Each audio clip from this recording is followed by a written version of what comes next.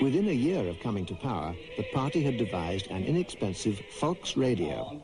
Within a short time, it became the most powerful component of the propaganda machine.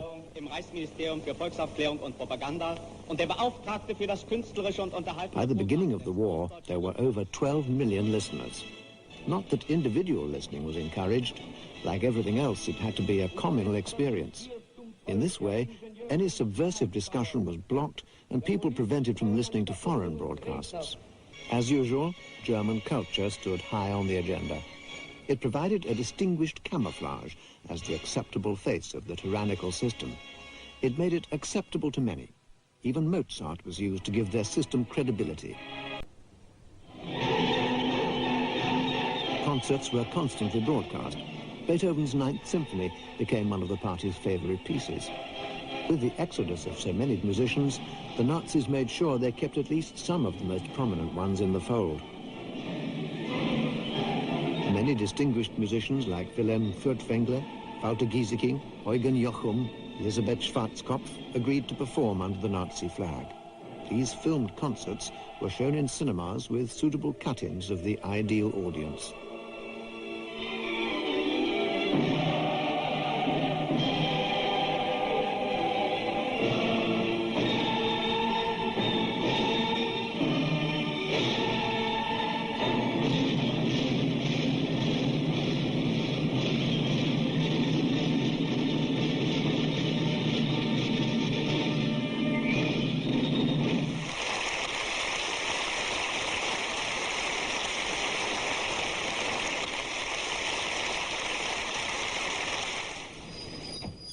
Richard Strauss accepted the post of the president of the Reich's Chamber of Music and gladly stepped in for Toscanini and Bruno Walter, who were no longer welcome in Bayreuth.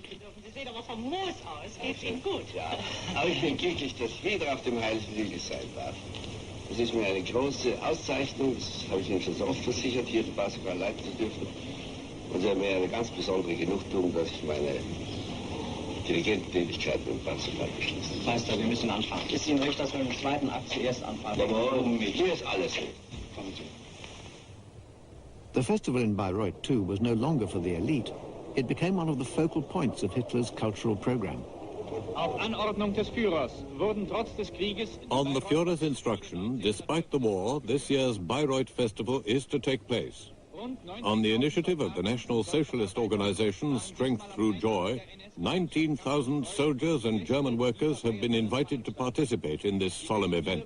Richard Wagner's wish to turn the Bayreuth Festival into the true People's Festival has been fulfilled.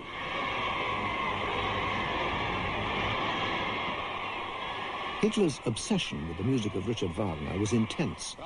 Wagner's anti-Semitism, his ideas about the chosen race and the mystical blood brotherhood had all formed Hitler's view of the world. Waxman, Zemlinsky, a litany of names, a few of the hundreds of talented composers whose work was deliberately suppressed, whose careers ended, or who were killed simply because their race or the spirit and style of their music offended Third Reich ideology. Mostly written in the late 20s and early 30s, and some never publicly performed, these works all have something sinister in common. All were once condemned with the Nazis' Entarteter, degenerate stamp.